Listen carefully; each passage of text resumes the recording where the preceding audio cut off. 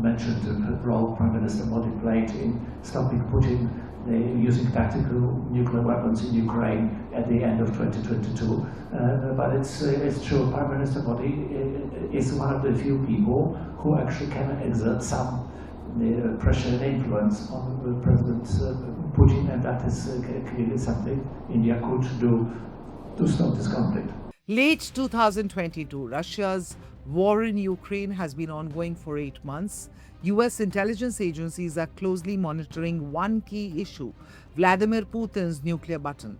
This is not mere speculation. The American intelligence community has expressed real concern at the time that Putin might use nuclear weapons as his forces were losing ground. Tactical nuclear weapons aren't the city-flattening warheads of Cold War imagination, but they're still built to wipe out battlefields in seconds.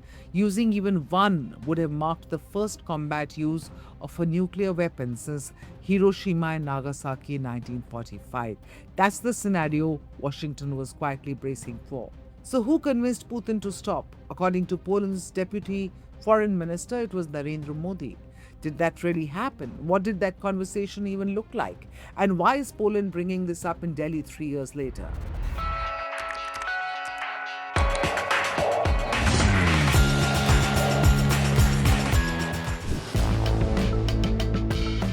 The claim emerged this week during a joint press briefing in Delhi. Poland's deputy foreign minister was in the capital for the India-Poland Joint Economic Commission, with talks led by Sibi George, his Secretary West at the Ministry of External Affairs. The Polish minister said that Modi is one of the few leaders that Putin listens to. In late 2022, Modi used that influence to help prevent Moscow from using tactical nuclear weapons against Ukraine. Now, this is a significant claim. It's important to clarify what it entails. This is one foreign minister's account given at a press briefing. Neither Moscow nor New Delhi have really officially confirmed this. However, there have been reports on this Modi-Putin nuclear angle earlier too. And while this isn't new, it marks the most senior on-record repetition of it so far.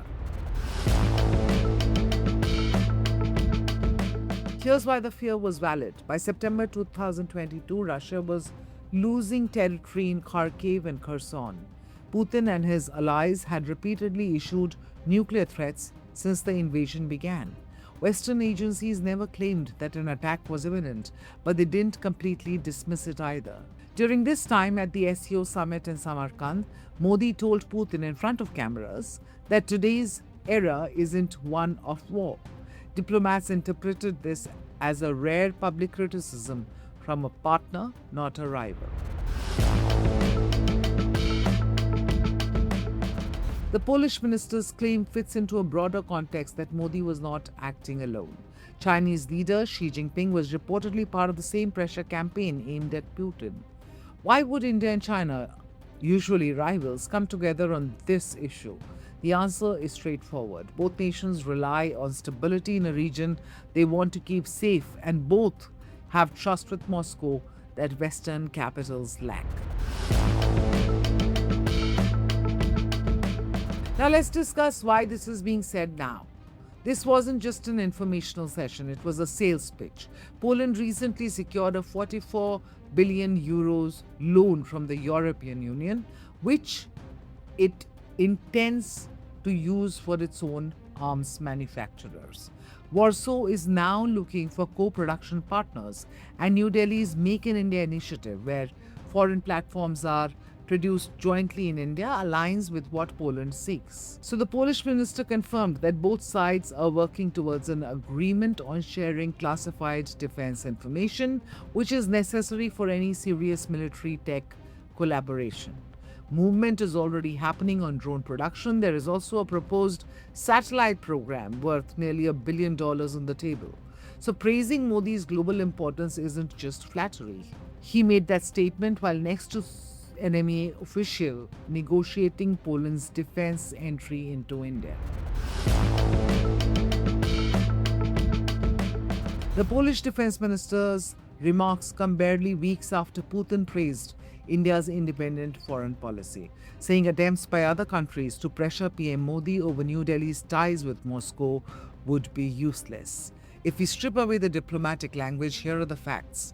India never sanctioned Russia, it never stopped buying Russian oil, it never apparently stopped communicating with the Kremlin even when Washington asked Delhi to distance itself. Whether that quiet communication actually prevented a nuclear strike may remain unconfirmed, but one thing is clear from the Polish minister's visit and his words that channel now has a price, and Warsaw wants a role in that conversation too. This is Times Access, where global stories meet India's perspective. Click on the bell icon to subscribe because the next big global shift will have India at its center.